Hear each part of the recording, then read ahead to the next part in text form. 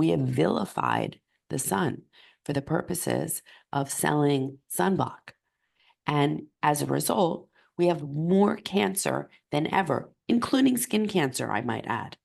So spend more time outdoors, not with sunglasses on, because when you have sunglasses on, you're telling your brain that the sun's not there. So it's not going to be able to absorb the rays you're supposed to. And this is part and parcel why people get sunburnt. They get sunburnt, first of all, because they're wearing sunglasses. So there's no signaling to the brain that you need to put those antioxidants out into your skin. And the second reason is that there are so many inflammatory fats in our diet that we don't have enough of the anti-inflammatory fats. And that is what protects us against sunburn. All right. Well, it's a real pleasure to have on the show today, Dr. Jenn Simmons. Welcome. Thank you so much. I'm so delighted to be here. I just want to say from the outset that I am not a smoker. I'm dealing with this like crackly voice today, but I assure you I am feeling fine and so happy to be here. Oh, we'll get over that. Thank you. So, okay, I've been following you for a while, and I'm really intrigued by so much information that you're bringing out, not only with your guests on your podcast, but also regarding mammograms and breast screening, and that's what I really want to cover today, because we could probably talk about a million and one things with you. But before we get into that, I want to give people a little bit more background about you, because you were a breast cancer surgeon, and now you are a holistic oncologist. And so I'd love to understand a little bit what is a holistic oncologist, how that differs from other oncologists, and then how you moved into this new space. Yeah, I actually don't think that I found breast cancer. I think breast cancer found me at multiple stages of my life. I mean, for me, this was an unavoidable eventuality. So I don't remember a time in my life where I didn't know about breast cancer. It was absolutely part of the fabric, the tapestry of my family. And I come from a big family from my grandfather's side on my mother's father. And all the women in that generation got breast cancer. The women in the next generation all got breast cancer, with the exception of my mother, who got colon cancer. So growing up, breast cancer was just ever present. And one of my cousins, my first cousin, Linda Creed, she was a singer-songwriter in the 1970s and 1980s. She wrote all the music for the Spinners and the Stylistics. She wrote 54 hits in all. I'm so dating myself. She wrote 54 hits in all. I mean, she was brilliant, beautiful, larger than life, the queen of Motown sound in Philadelphia, just like lit up a room when she walked in. And she was my hero. So her most famous song that she wrote was called The Greatest Love of All. And she wrote that song in 1977 as the title track to the movie The Greatest, starring Muhammad Ali. But it really received its acclaim in March of 1986 when Whitney Houston would release that song to the world. And at that time, it would spend 14 weeks at the top of the charts. Only my cousin Linda would never know. Because Linda died of metastatic breast cancer 1 month after Whitney released that song. Oh. I was 16 years old, and my hero died. Oh. And her life, and ultimately her death, gave birth to my life's purpose, because I never wanted another woman, another family, another community to have to suffer the way that mine suffered. And there were no doctors in my family, but I did the only thing I knew how to do, right? Like, if you want to help solve these kind of things, you either become a doctor or a scientist or one of those things. And so I became a doctor, and I became a surgeon, and I became the first fellowship trained breast surgeon in Philadelphia, and I became the first oncoplastic surgeon in Pennsylvania. And I did all of these things really well for a really long time, long enough for my aunt to be diagnosed, long enough for my mother to be diagnosed. And to me, I kind of saw the writing on the walls, but I thought I was serving great purpose. And here I am about 15 years into my career, and I am arguably at the top of my field, and running the breast surgery program, running the breast cancer program. I'm a wife and a mother and an athlete and a philanthropist, and I have all these balls in the air and figure that I'm an expert juggler until the day that they all came down for me. And I went from being probably one of the most high functioning people you've ever met to I couldn't walk across the room because I didn't have the breath in my body. And this was within days. And I went for this intensive workup. And at the end of this 3-day workup, I'm sitting in the office of my friend and my colleague and my physician. And he tells me that I need surgery and chemo, radiation, and I'm going to be on lifelong medication. And believe me, I appreciate the irony. And despite the fact that these were things that I said all day, every day, without hesitation or reservation to the woman sitting across from me, to be on the receiving end of those words is an out-of-body experience. Like all you can think of is, this cannot be happening to me.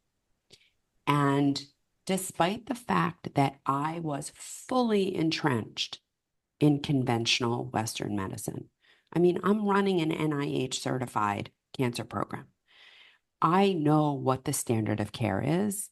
I know how cancer is treated. I know all of this. And yet, something inside of me, and you can call it God, you can call it universe, you can call it whatever you want to call it. There was a voice that I could not quiet in my head saying, there's something more. Go find it. And I walked out of the office. I refused treatment. My doctor told me what I told thousands of women before then. What will happen if I don't treat? You'll die of your disease. And my doctor said, Jenn, you're going to die. You're going to die. And still, I couldn't quiet that voice. I couldn't quiet the voice.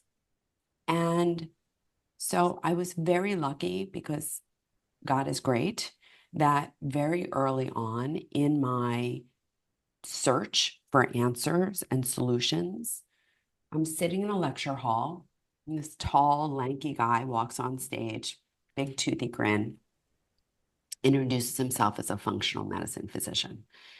Now, despite the fact that I am on a quest for answers, bear in mind I'm a doctor for like 20 years at this point. I'm still totally my snooty booty, cynical self. And all I can think of is like, there's no such thing as a functional medicine physician. What is this quack talking about? And then I remember that I'm sick and I'm there for a reason. So I check my ego at the door and I tune in. And thank God I did. Because as it turns out, the quack is Mark Hyman. And what Dr. Hyman is going to say over the next 2 hours would not only telescope how I was going to heal myself, but this was the roadmap to my real purpose in life, which is how I'm going to heal millions of people, how I'm going to prevent suffering in millions of people. Because I knew in that moment that my mission was so much bigger. And while I was certainly bringing value in helping women in their greatest time of need, because there is no worse time in a woman's life than when she hears those four words, you have breast cancer. When you hear those 4 words, the whole world drops out. The whole world. There is no worse combination of words than you have breast cancer. So I spend the next 3 years just immersed in the study of functional medicine. And when I finished, it was like a bell I couldn't unring, because being in that operating room with someone, yes, it was a tremendous privilege. I mean, there is no greater privilege than when someone goes to sleep under anesthesia and renders themselves helpless to you, and you are entirely in charge of their life in your hands. There is no greater privilege. And God blessed me with the skills to be able to do that. But that I am only helping that woman, and I am only helping her in a fraction of the way that she needs help. Because the truth is that removing the tumor does not change the trajectory that you're on. It doesn't change why you got breast cancer. And this is the major lesson that I learned that day with Dr. Hyman, is that in conventional medicine, our focus is all wrong. Our focus is on the tumor, but the tumor is not the problem. The tumor is the symptom of the problem.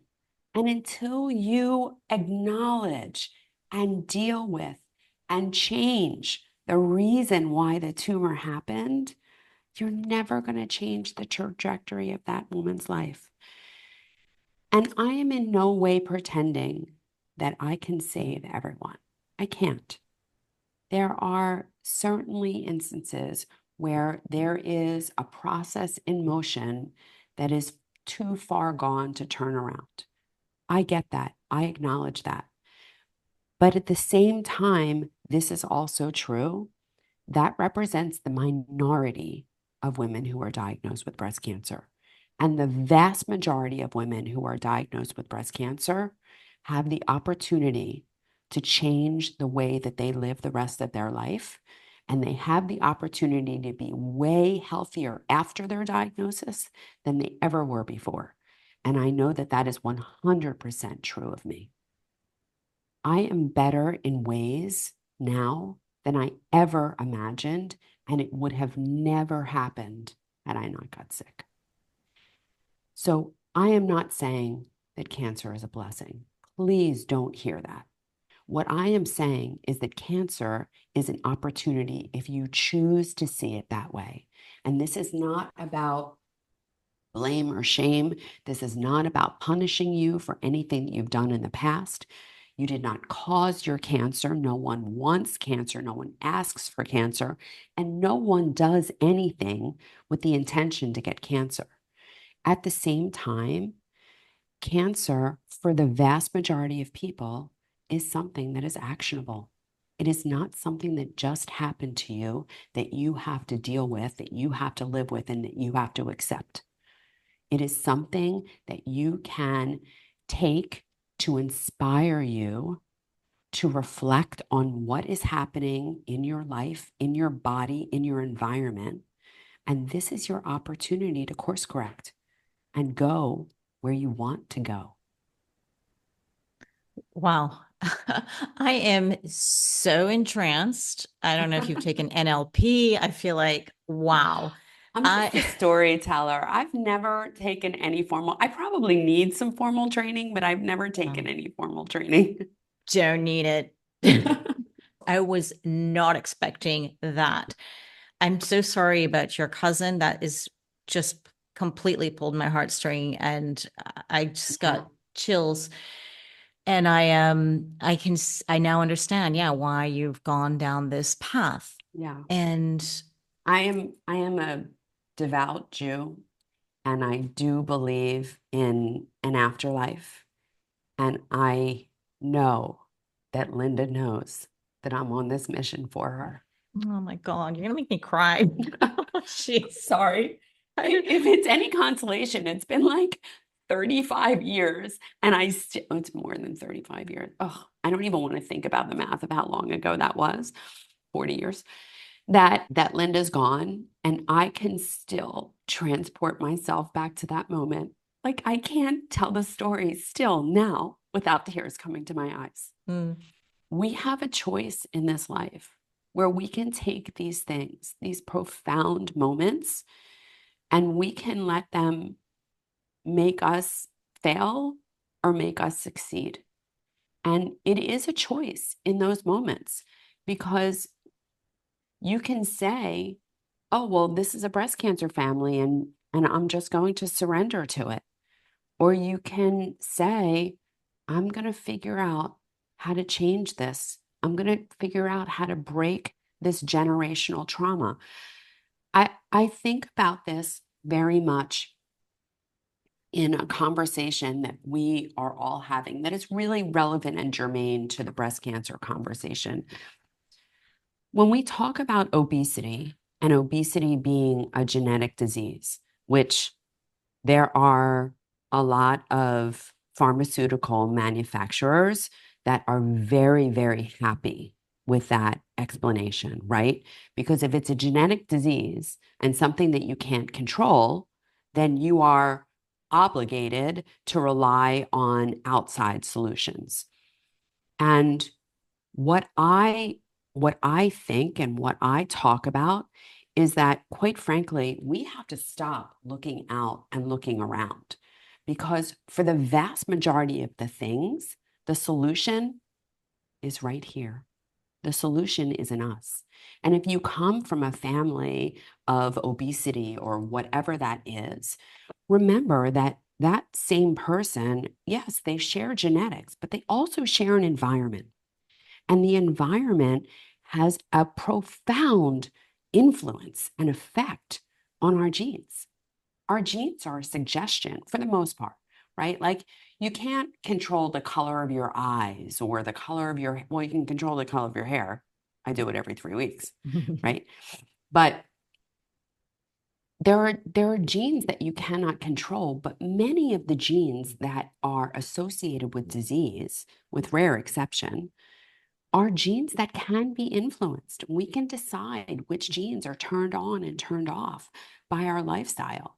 So if you live the same way that your parents lived, and eat the same way and think the same way and move the same way, you're probably going to have the same outcome.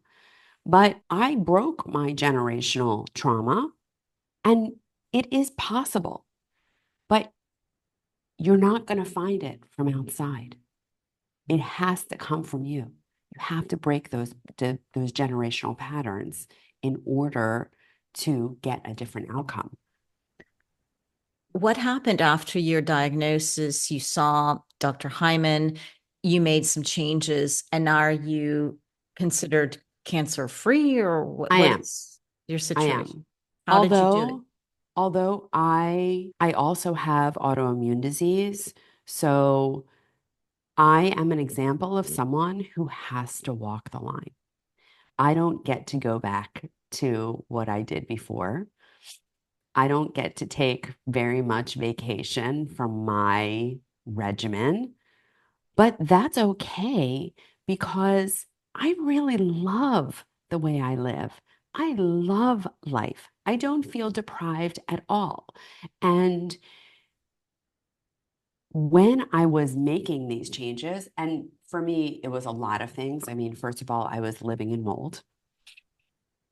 I was working more hours than I should even admit to, not sleeping, was completely malnourished, and I had profound nutrient deficiencies, parasites, and it took years to correct this. So I don't want to paint a picture that, like, oh, I discovered functional medicine and I was better the next day.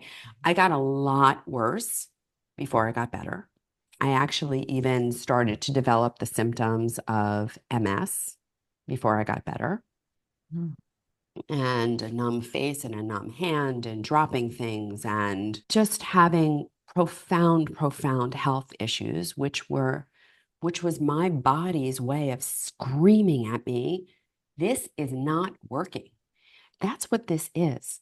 For almost everyone, with rare exception, your diagnosis is your body saying to you, this isn't working. You need to course correct. You need to pay attention to me. I need your help. That's what's happening. And unless you see it that way, unless you make these changes, you're just going to travel down that same path and play this like never-ending game of whack-a-mole, right? Where this symptom comes up and you suppress it, and this symptom comes up and you suppress it, and this symptom comes up and you suppress it. And it's this never-ending cycle. And at the same time, you're not living your best life at all. If you're living from symptom to symptom, you're really suffering. Mm. And I never really knew what it was like to be healthy because I wasn't living healthy. And I didn't know, having gone to medical school, like we think we know, right? I thought I knew enough about food. I thought I knew enough about nutrition, and I wasn't overweight. So I had no gauge for whether or not I was functioning correctly. In our society, we normalize what we don't understand. That's what doctors do. They just normalize it. Oh, you're getting older. Oh, you're supposed to hurt. Oh, you're supposed to gain a little weight. Oh, you're supposed to. Oh, you're supposed to. Oh, you're supposed to. And I was buying into that hook, line, and sinker. Oh, I played too much tennis. Oh, I did this. Oh, I'm just tired because I'm working too much. Oh, I have dry skin and eczema because I would just blame whatever, whatever, whatever, never realizing or never thinking that it could be what I was doing. And again, not about blame or shame, right? Because no one does it intentionally. And even people who smoke cigarettes, despite the fact that we all know that cigarette smoking causes cancer, no one smokes cigarettes with the intention of getting lung cancer. No one does anything intentionally to develop disease, but disease happens. And again, for me, it is about seeing whatever dysfunction it is as a message from your body saying course correct. And with regard to the tumor, so many people think of cancer as like a foreign body, a foreign invader. But the truth is that your cancer is a part of you. And it's the part of you that's saying, this isn't working. So help me. Because cancer is a normal response to an abnormal environment. And it's those things that are causing that environmental shift. And these are the things that we know cause cancer. It's the things that are causing that environmental shift that are causing these cells to go into survival mode. It's like anything else. Like if you corner an animal, what's going to happen? They're going to go into survival mode. They're going to become ferocious, right? Even the kindest animal will become ferocious. I say, like, if you back my 5-pound poodle, Teddy, who is sitting right here right now, if you back him into a corner, he becomes 5 pounds of teeth, right? Like you just, anything that is threatened goes into survival mode. And that is what's happening in the breast with breast cancer. That's what's happening in the thyroid with thyroid cancer, right? There's an environmental shift and those cells feel threatened and they go into survival mode. So that's the bad news, right? That the chemistry has gone from the chemistry of joy to the chemistry of stress. And then you have this whole survival response. But the good news is that if it can make that shift, it can make the shift back too. And by doing the things that we know promote healing and health, we can make that shift back. And we have so much more control than we think, so much more control. And when the body is a brilliant, brilliant machine, right? Designed by God to do what it needs to do. The body knows how to heal. We just need to give it what it needs and take away what it doesn't. And sometimes that requires some deep thought. Sometimes it requires a lot of introspection. Sometimes it requires profound change, but it is possible. It is all possible and so worth it. Because at the end of the day, we don't want to just live longer. We want to live better. And if you extend your life by these pharmaceuticals and by these like pseudo solutions, you may be living longer, but you're for sure not living better. And life is so beautiful when it is pain-free and joyous and passionate and all of those things. Life is amazing, but you have to create that life. And it is very much by intention. So for all of those people that are willing to see their diagnosis as opportunity instead of punishment, they have this amazing, amazing world out there for them to live in. So it's amazing that we can control so much. I also believe the body can heal, do its things.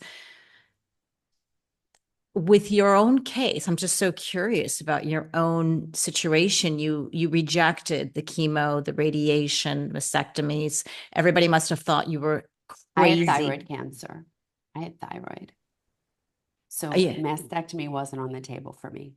Uh, Total thyroidectomy was on the table for me. what I don't understand so if you have breast cancer, you No, cannot have a. I had thyroid cancer. I didn't Oh, have breast cancer. I had thyroid oh, cancer. Yeah. sorry, I Yeah. misunderstood. No, no, no, no, no. Okay, No okay. problem. All right. So you, I just didn't want you to be confused. I didn't have breast cancer, I had thyroid cancer. So uh-huh. what was being suggested for me was complete removal of my thyroid and Um, radioactive iodine and being on yeah. lifelong thyroid replacement. And honestly, the words that went through my head at that time were, why would God give me an organ that I need, that I cannot live without, only for me to remove it and then have to go on lifelong synthetic hormone replacement? And when you do that, it increases your risk of breast cancer. So Uh-huh. Interesting. that was where I was really, really struggling. And the changes that I had to make, I mean, everyone is unique in why they get sick. And both the thyroid and the breast, these are the canaries in the coal mine. These are the organs that are telling you you are toxic. Because as we all have an ability to tolerate toxins, clear toxins, we all have a maximum toxic load that we're going to be able to tolerate. And once you put one drop in excess of what you can tolerate, that bucket just overflows. So for me, we have very, very poor detoxification genes in my family, which I did not know. And I didn't know until afterwards in genetic testing and that kind of thing. And for me, we had moved into a house that had a significant mold burden. So while I was compensating in my previous house, not 3 months after we moved into this house with mold is when everything crashed for me. So that was the first thing that had to be dealt with. But then there were multiple things that come up. And anyone who has been on a mold illness journey, that mold does not kind of travel alone. It travels with a lot of companions. And there are things that really affect the mold. And while I was so mold toxic, I was also not able to absorb any nutrients from my food. And I was also not eating in a way that is nourishing. So, a lot of eating on the go, a lot of eating the wrong foods, having a very kind of mono diet, eating the same thing every single day, not getting any diversity. Like I loved broccoli and I would eat broccoli every day, but eating broccoli every day doesn't give you the spectrum of nutrients. And I was also eating because I was a surgeon and in the operating room and not prepared and not packing my lunch. And so what was I eating between cases? Graham crackers with peanut butter on the top. And I come to learn later that I am extremely gluten sensitive. So every single day, I was poisoning myself every single day. But I wasn't overweight and I wasn't having gastrointestinal complaints. So I had no idea that I was gluten sensitive. Why would I even think that? Even people with celiac disease, which is the autoimmune variant of gluten sensitivity, even people with celiac disease, 40% of them will have no gastrointestinal manifestation. 40% of celiacs won't have any kind of GI symptoms. And so it goes undiagnosed. Interestingly enough, I've had 3 women in the last year that the first presentation of their celiac disease was their breast cancer. Oh, wow. And now I test everyone because it's not a big deal to test. It's just an add-on to a blood draw. And for those 3 women, this is going to make a profound difference for them. And I only treat 40 some women a year one-on-one. I treat thousands and thousands and thousands in my group programs and with my book and podcasts and that kind of thing. I reach a lot of people, but I only treat 40 some people one-on-one. And 3 out of 40 some, I mean, like we're approaching 10%. That's scary numbers. I don't think that my population is so skewed. I think that we're probably missing a lot of celiac disease in the breast cancer population because we're not checking. Mm. And I really believe that everyone with a breast cancer diagnosis should be checked for celiac disease. We could do a whole other podcast just on what checks you should be doing if you are Yeah. diagnosed with breast cancer. Yeah. I just want to reel back because I think this is a really interesting for those who have thyroid issues or thyroid cancer, because here's an interesting example of yourself and how, so you change your diet, change your lifestyle, and I'll get into that later, but how long did it take for you to get this clearance from your doctors? Hey, you've got no more thyroid cancer. Mm. Well, I did get worse before I got better. So the first, I would say, year of healing was not so healing. And I think it took a good 3 years, really, to have everything normalize. Was there It took a while for everything to become normal. Were there points when you got worse where the doctors were saying, look, this cancer is going to get worse. You really need to get Yeah. into conventional medicine? Yeah. But I Yeah. didn't believe them. You had that voice Yeah. in your head. Yeah. I did go into thyroid storm at one point, and so I did have to take a beta blocker because I was having like intractable palpitations, and I was worried that I was going to have a heart attack. But that was just for a short period of time while it was only a couple of months, I think, and then but I figured stuff out slowly. My biggest regret when I look back, and I don't have a lot of regrets because we don't learn by our successes, we learn by our failures. My biggest regret is I should have asked for help earlier. I didn't know what I didn't know, and that is probably the most dangerous thing in medicine is not knowing what you don't know. And it's probably one of my biggest objections now as I am in this integrative oncology world, because I did walk away from surgery in 2019 and I founded Real Health MD with a mission to provide an oasis for healing for anyone who is on a breast cancer journey and wants to partner with me to recapture their health.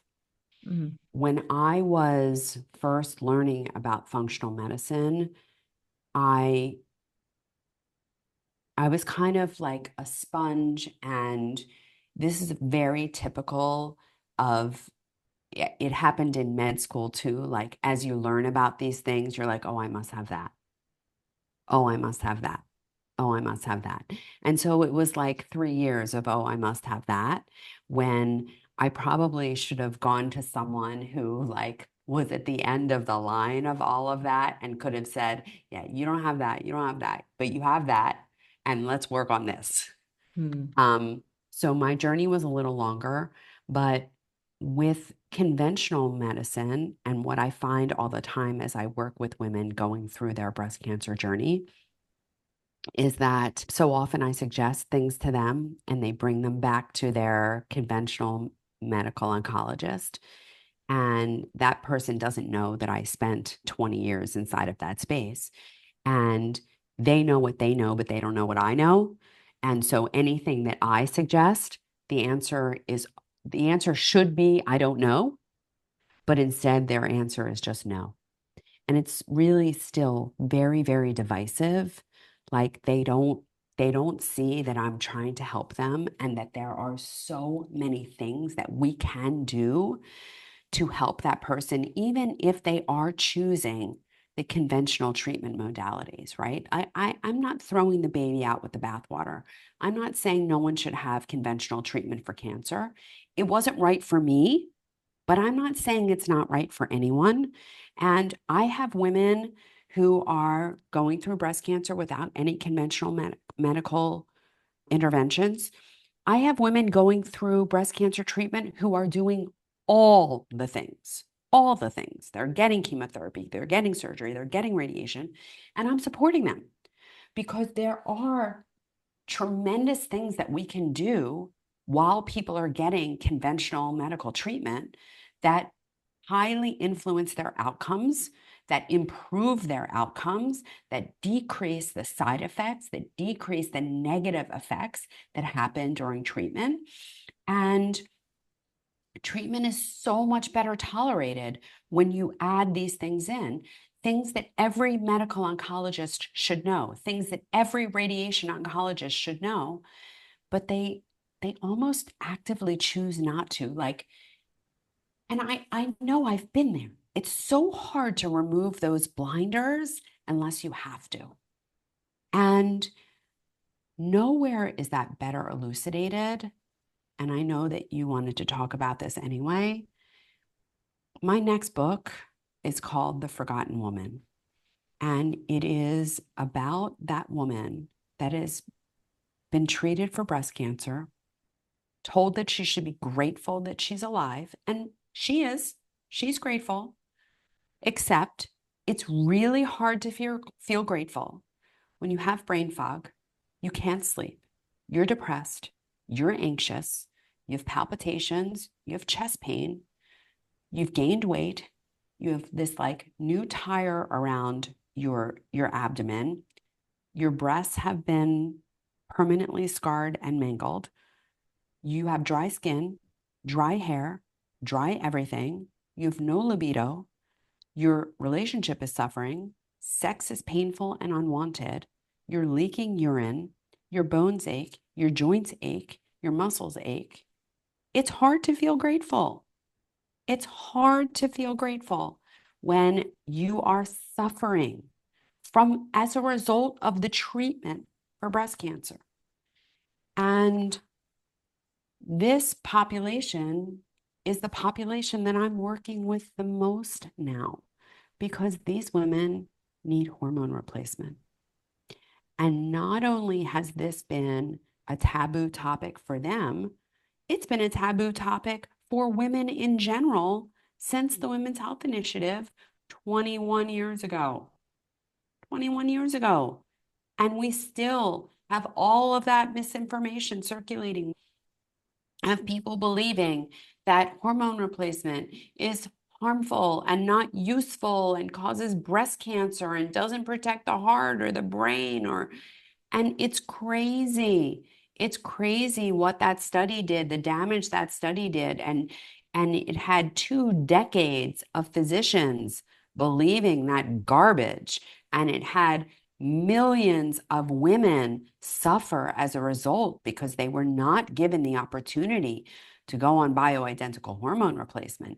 And even now, still, we're still not talking about bioidentical hormone replacement enough because it doesn't fit the narrative of the pharmaceutical companies. And people need to understand that that's what that finding was about from the beginning. That's what that finding was about.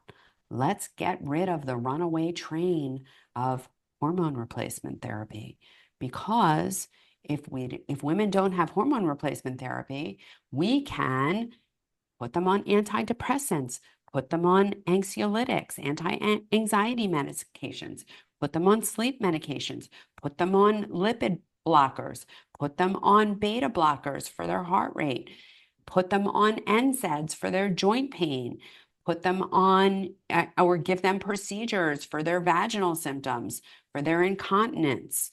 And I just, without thinking about it, named 8 medications, 8 pharmaceuticals that they have the opportunity to give women, which incidentally don't work, but they don't care.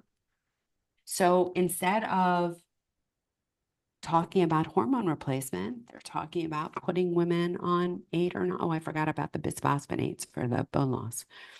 So they can write them for 9 pharmaceuticals. And that's where that report was built out of. That's what that misinformation was about. And yet, it's hard to unring a bell. It's hard to unhear that. It's hard to unlearn that. And there are decades of physicians that won't unlearn it, that still talk about the fact that it's undeniable that hormone replacement causes breast cancer. Really? Show me the data. Show me the data that proves that. Because, in fact, I can show you the data on the converse, and we know that women who take hormone replacement and get breast cancer have far better outcomes than women who don't take hormone replacement and get breast cancer. Now, it can be biased in that women who take hormone replacement are in general in better health. And if you're better going in, you're better coming out. But it is undeniable that women who take hormone replacement and get breast cancer have better outcomes than women who don't take hormone replacement and get breast cancer. And on the flip side, women who get breast cancer and take hormone replacement also have better outcomes. And even if they have a recurrence, because let's face it, women who don't take hormone replacement and have breast cancer have recurrences. It's not the hormone replacement, it's the person. But the woman who takes hormone replacement after her breast cancer diagnosis also has better outcomes and does not have a greater chance of having a recurrence. So this taboo conversation is just, it's not happening. And it's not happening because the pharmaceutical industry doesn't want it to happen. But like everything else that I talk about, this has to be a ground roots movement that comes from the women. And if we talk about it enough, if our voices are loud enough, and if we're talking about it frequently enough, the physicians are going to be forced to answer. They're going to be forced to look into it, to educate themselves, and to help their people. Because we are not helping people by putting them on statins or bisphosphonates or SSRIs for depression. We're not. We're hurting them. We're really hurting them. And there are so many of my soapboxes that I stand on. Hormone replacement is one of them. Mammogram is another. I mean, we are not serving women well. We're not. Mm. There are some screening programs that I agree with. I mean, I think that the pap smear has made a significant contribution to avoiding deaths from cervical cancer. I think that the colonoscopy, or if you don't want to undergo colonoscopy, the Cologuard, I think that that has made a significant contribution to a decrease in deaths and a decrease in suffering for cervical cancer and colon cancer. But that is not what's happening with the mammographic screening program. I can tell you that. 1 second. All right. We have got a lot more to talk about, and we ran out of time. So we're going to make a part 2 to this, where we're going to take the deep dive into mammograms and breast screening. And I want everyone to know where they can find you, which is on Instagram and Yeah. Facebook, YouTube, always Dr. Jenn Simmons with a double N, double M as well. And I'll have links to that in the show notes. We could find you as well on your website, realhealthmd.com. And you got a couple of books, The Smart Woman's Guide to Breast Cancer, and your podcast, which is fabulous. Go to Keeping Abreast with Dr. Jenn. Is there anything else we need to let people know about before I let you go? Well, I just want to hit people with two safe breast cancer screening tools. First of all, I think everyone should be doing self-breast examination. So that just goes without saying. Know your breasts, own your lumps. Everyone thinks their breasts are lumpy, so own your lumps because no one is going to know you better than yourself. So self-breast examination. There is a test called the ARIA test, AURIA. It's found at aria.care. You take a little sample of your tears on a piece of paper that is designed to detect two proteins that are secreted very early in the breast cancer process, and they are abundant in your tears. So, in a very simple, fast, inexpensive at-home test, you can know your risk for breast cancer. So it's called ARIA, AURIA.care. And if you use the code Dr. Jenn, all caps, DRJENN, 20, you can get 20% off. Can we get that outside of the US? I don't think so yet, but I do know that they are working on international. So, but right now it's only in the US. Oh, what a gift. And so it's only for your US listeners, sorry. Mm. And then the third thing is also only for your US listeners, but Perfection Imaging is offering safe, inexpensive, extremely accurate, comfortable, and radiation-free imaging of the breast with 40 times the resolution of MRI. So this imaging will, without question, be the future of breast imaging and is an alternative for women who don't want to undergo mammogram, who don't want to undergo MRI, but want safe, fast, accurate, and comfortable imaging. Great. I'll have links to all of those Yeah. in my show notes as well. One question about the ARIA is if I were to get that delivered to the US, can I deliver it back in the mail, or this is a very time sensitive test? Oh, no, it's not time sensitive at all. Oh, okay. Well, maybe I can somehow get it out and then ship it back somehow. But that's just for me and anyone else abroad who wants to know a little bit more because it sounds like a great. I've been listening to your podcast about it, and Yeah. it's such a simple thing. Do you know the cost? I think with my Dr. Jenn 20 discount, it's $137. Okay. All right. Well, Yeah. it's definitely It's that very accurate then. reasonable. It's very affordable. It has 91% sensitivity and 58% specificity. And the reason the sensitivity is only 91% is because it really only detects early breast cancers, because those proteins are only secreted in the early phases of breast cancer.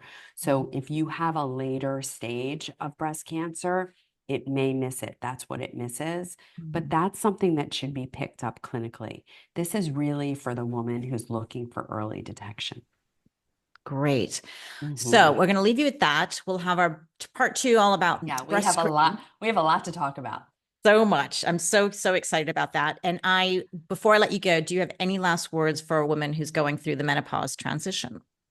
Yes, absolutely. So there are so many symptoms that we write off to, oh, I'm just getting older and I, it's normal to be depressed. It's normal to be tired. It's normal to gain weight. It's normal to be achy. It's normal to lose your libido. None of that is true. None of that is normal. And I think that every woman should be given the opportunity to explore bioidentical hormone replacement because we are not trying to bring back the hormones of youth. We are not trying to reestablish fertility. We don't want to bring back menstruation. What we want to do is protect you for the rest of your life so that you can live the rest of your life without being in a wheelchair, without being in a nursing home and without being in adult diapers, right? We want to live the rest of our life with our brains working, our hearts working, our bones working, our bladders working, our vaginas working, and we want to live it with joy and dignity. And the goal of hormone replacement is to live as long as possible and die young. And there is no way of doing that without the hormones, which are so essential to life. So I want to shift a little bit. We're going to wrap this up in a slightly different way. We want to have tips for our audience because what you shared was amazing. It's so inspiring and it's, I think, motivating to help us get our health on track and do everything we can possibly do to have a better outcome for our situation. One thing that did stand out to me before we would jump into that was you were sharing about how it's really important to get our sleep and our stress and our diet and exercise, all this stuff is got to be spot on, hopefully, to have the best outcomes. But sometimes there's people in the population, and we mentioned as well, the body can heal itself. And I'm a big believer the body knows what to do. But there are some people in this population, including me, in with osteoarthritis, and you think, I'm doing everything I can. You got everything. There's no one more disciplined than me. And I'm sure there are other people out there going, I've tried this. I spent tens of thousands of dollars on other things. I've done the inner work, inner child. I'm like going to therapy. Is there something trauma? And I still couldn't figure it out. And it's either that the body knows how to heal itself. I just haven't figured it out yet, despite trying to get over and over again. What do you say to those people who are like me and said, I've tried everything and this cancer is still there, or whatever Yeah, I mean, situation they're listen, going through? there are so many people who are seemingly doing everything right. And I want to be careful as I walk down this road because I never want anyone to blame themselves for their cancer.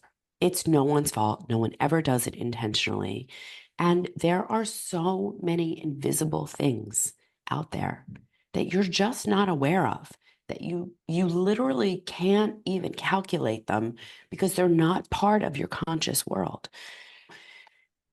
Take osteoporosis, for example. The first thing I think of is something robbing you of your nutrients? And parasites are so ubiquitous. And if you have parasites, which nearly everyone has parasites, if you eat raw food, you're gonna get parasites. And so, do you have some low level inflammation in your gut that is not only robbing you of the nutrients, but it's also robbing you of your immune system? And the more that cycle continues, the worse it gets in favor of the parasites, not in favor of you. So, for my part, I recommend that people do a parasite cleanse every single year. And for people who have a large parasitic load, and you know that because when you start the parasite cleanse, you start to see a lot of critters. For those people, I think they need to do it every 6 months, at least until their immune system can recover and come back online. So, with that in mind, I want everyone to know what their white blood cell count is. And if your white blood cell count isn't above 5.5, which is actually 5,500, if your white blood cell count isn't that high, there's a reason why something is challenging your immune system. And we really need to start looking. We need to start looking in the places that we don't think about. So, here are some practical tips, things that I think about when I'm advising people, because so many people think like, oh, it's expensive and you have to have access to all of these fancy gadgets and machines and therapies. And it's not true. But you need to be mindful of certain things. Like, for instance, we need to be spending more time outdoors. We need to be spending more time outside in connection with nature, in connection with the sun, more sun exposure, more naturally generated vitamin D. I mean, it's great to supplement with vitamin D. Certainly, many of us need to supplement with vitamin D, but the truth is that our body wants it from the sun, and we have vilified the sun for the purposes of selling sunblock. And as a result, we have more cancer than ever, including skin cancer, I might add, right? So spend more time outdoors, not with sunglasses on, because when you have sunglasses on, you're telling your brain that the sun's not there. So it's not going to be able to absorb the rays you're supposed to. And this is part and parcel why people get sunburnt. They get sunburnt, first of all, because they're wearing sunglasses. So there's no signaling to the brain that you need to put those antioxidants out into your skin. And the second reason is that there are so many inflammatory fats in our diet that we don't have enough of the anti-inflammatory fats. And that is what protects us against sunburn. So spending more time outdoors, not with sunglasses on, having the exposure at different times of the day. Within 10 minutes of waking, you should be in natural light. Go outside, walk your dog. If you don't have a dog to walk, just go outside and walk yourself.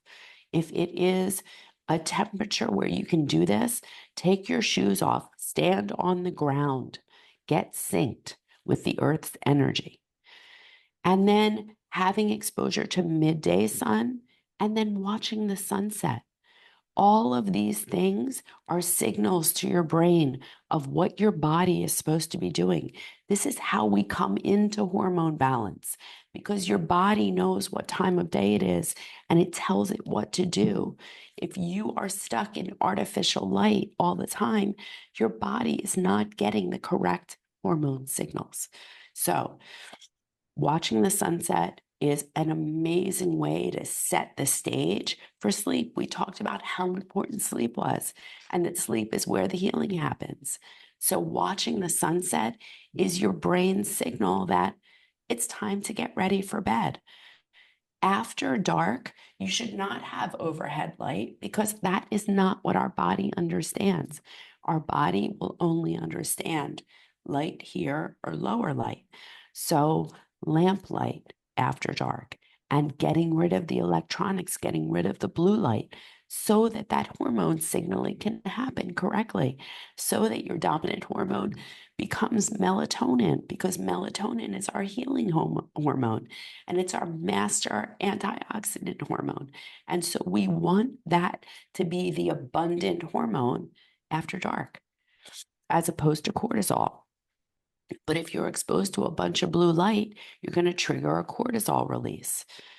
So prioritizing sleep, eating real food that has one ingredient.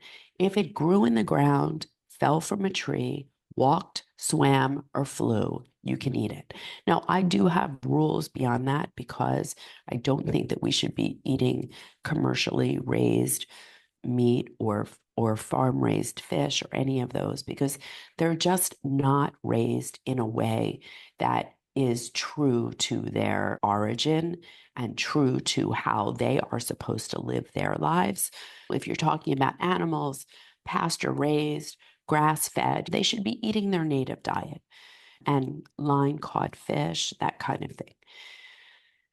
And then avoiding the two most common toxins, which are alcohol and tobacco, because we know that they are directly carcinogenic. And if it's not breast cancer, it's lung cancer, it's any number of cancers, bladder cancer. So we just want to avoid those two things. I always get the most pushback about alcohol, because it is cultural, it is societal, it has been normalized. But the truth is that, according to the American Cancer Society, so like, don't shoot the messenger, there is no safe amount of alcohol for women. There just isn't. And this is one area where we are so unlike men, and our livers simply cannot process alcohol in the way that men's can. And we can't process alcohol without the expense to something else. And for women, that expense is your hormone metabolism. And there is literally no way to get around that. And so alcohol avoidance for women is very, very important. If you are actively cancering, in my opinion, there is no room for alcohol in your lifestyle. If you are recovered or if you have not been diagnosed and you want to have a seldom glass of alcohol, okay, just know that you should not be doing more than one glass. You should not ever drink on consecutive days. And again, it should be seldom. Drinking clean water. That is so important. Everyone needs to be filtering their water. I know in the United States, we have the EWG, the Environmental Working Group, and you can go to the EWG, ewg.org, plug in your zip code and know what's in your water and know what you have to filter for because drinking clean water is so important. So many people are consuming really health disrupting chemicals completely unknowingly. Completely unknowingly. Open your windows when you can. Get the air from outside. All of this recirculated air is very damaging to our health. So open your windows when you can and make sure that you're circulating the air. And wait, I thought of something while I was talking before, and then I let it fall out of my brain. I don't know. When I think about it, I'll let you know. But I think if you start with those basics, no, oh yeah, fluoride. Avoid fluoride. Get the fluoride out of your toothpaste. Get the fluoride out of your water. Do not drink water with fluoride because this is absolutely positively disrupting our thyroid health. And our thyroid is the master of our metabolism. And breast cancer is a metabolic disease. So if you're throwing off your metabolism because you are using fluoride toothpaste and drinking fluoride water, that fluoride is just replacing the iodine molecule in thyroid hormone. And so you can have all the thyroid tests in the world and your numbers look normal, but that molecule won't work. And so this is setting the stage for breast cancer and part and parcel to why we're seeing a breast cancer epidemic. It's being created for us.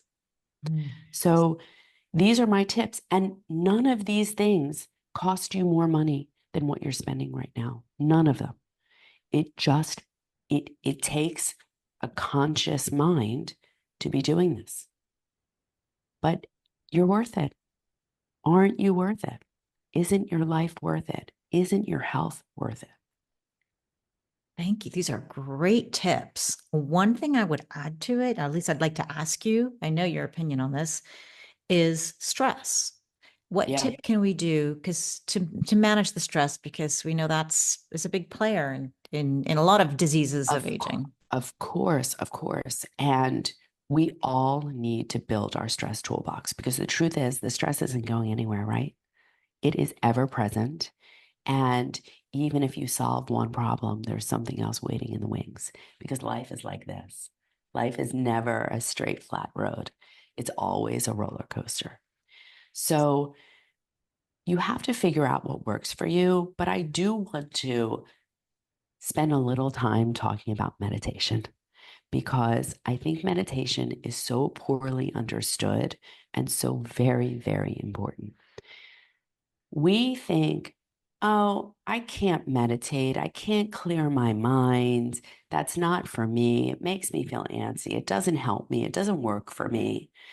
And the people that feel that way because they don't understand meditation. They don't understand what it is and what it's doing and what it's supposed to be because it is not about clearing your mind. You will never clear your mind. The truth is that the mind is always working, thank God, because there's only one time when your mind is not working, and it's because it's no longer alive. So, for as long as you're alive, your mind is working, it's always working.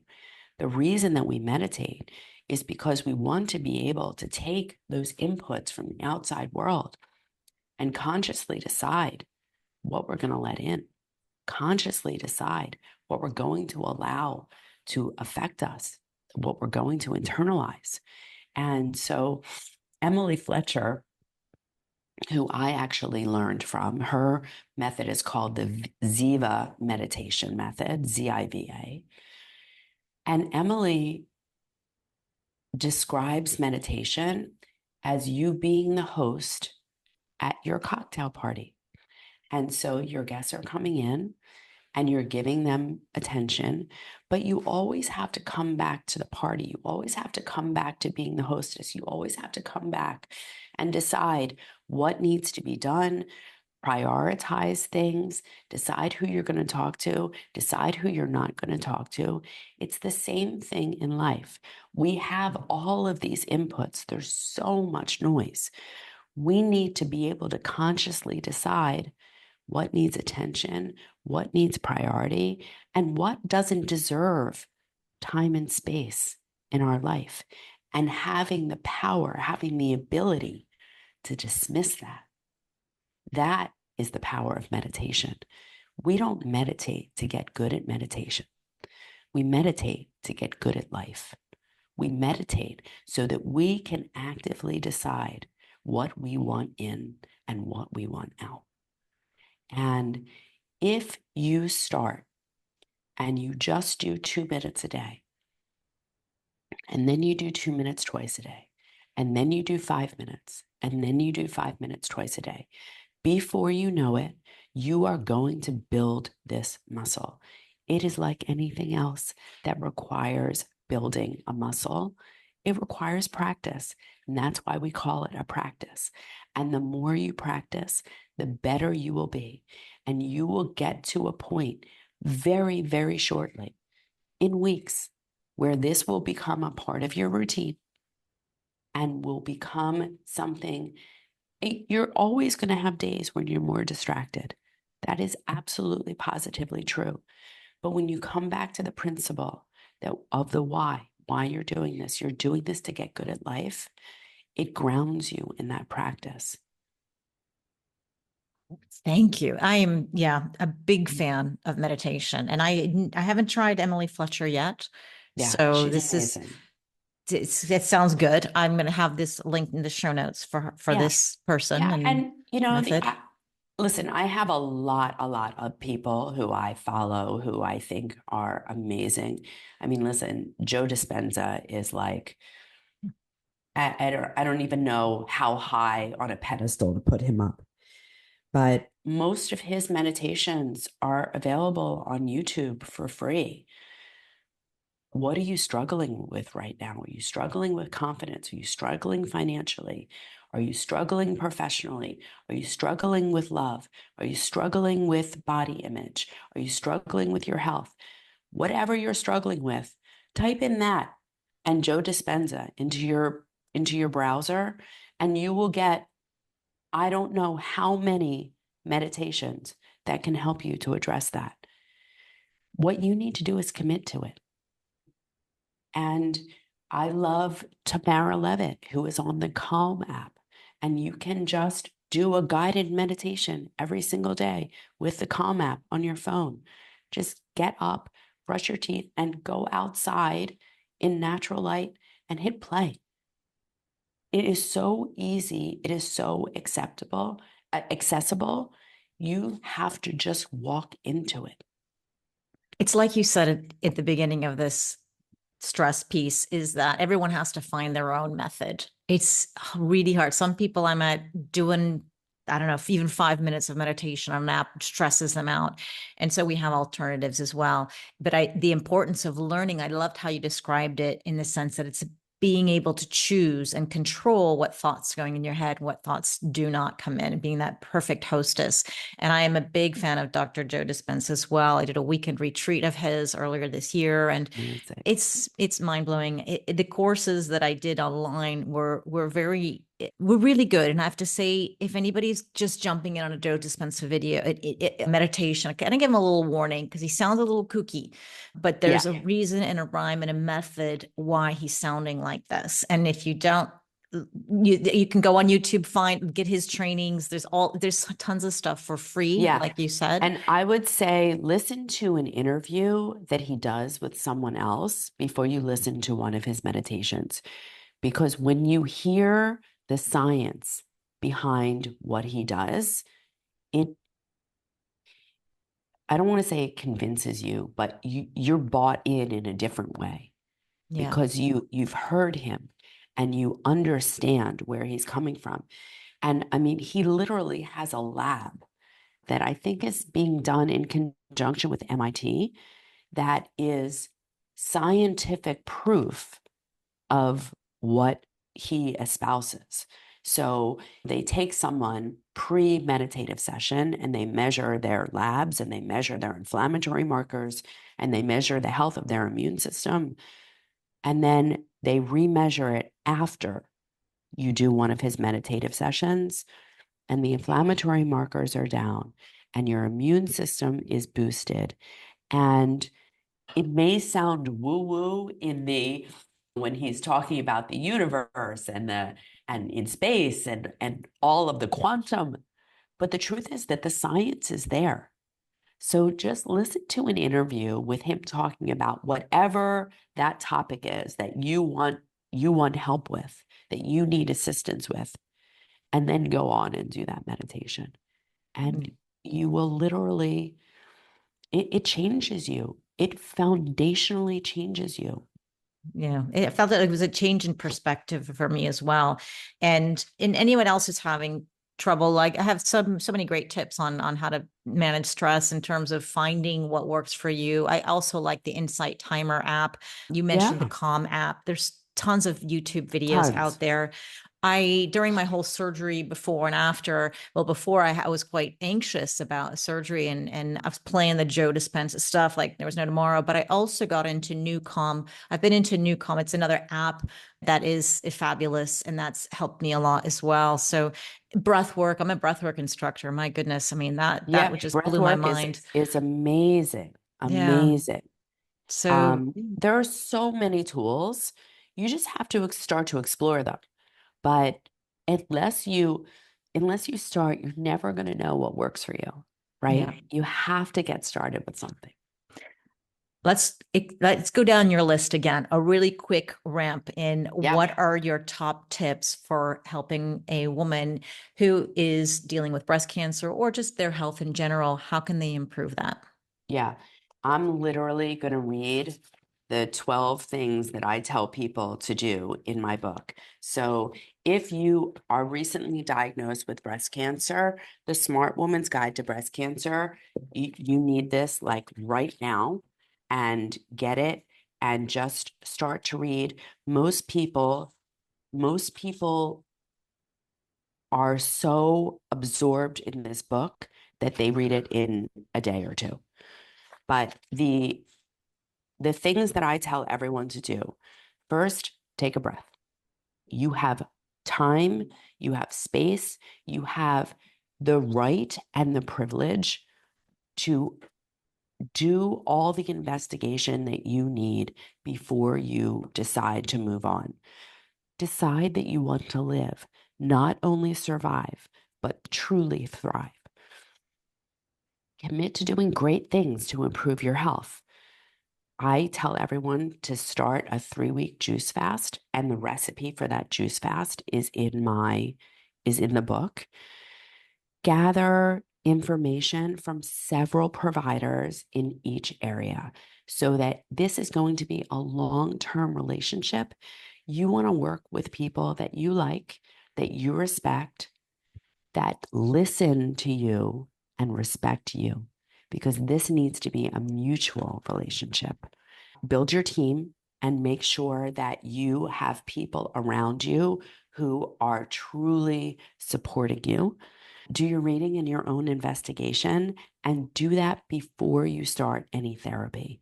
Don't get midway into a therapy and say, I wish I never did this. So do your investigation before you start. Get baseline labs, and I have a whole list on in the book of exactly which labs you should get and the optimal values for them so that you can order them even yourself. There are so many patient direct access websites that you can order your own labs. And then I give you all the optimal doses. Get a CGM and continuous glucose monitor and know where you are metabolically. And there's a guide to that in my book. Prioritize sleep, daily joyful movement, and self care. Put any unsupportive or toxic relationships on hold for now. And then lastly, tell yourself every day that you are capable of healing, believe it, and know Oh, wow. Those were, yeah, 12 more unexpected tips. Fabulous. it. Thank you. That's in addition to getting outdoors and no sunglasses, exposure at different times of day, ground Yes. yourself, Yes. prioritize sleep. I like how that bounced in both of these lists. Eat real Yes. food, avoid the Yes. toxins like alcohol and tobacco, clean water, open your windows, get the fluoride out of your life, and manage your stress. Manage your stress. Yeah. Wow. Perfect. Well, that wraps up our podcast, part one. We're going to have the part two, and then we're going to talk all about mammograms and breast screening. So thank you so much for joining me, Dr. Jenn, and we'll see you next My time. pleasure. Absolutely.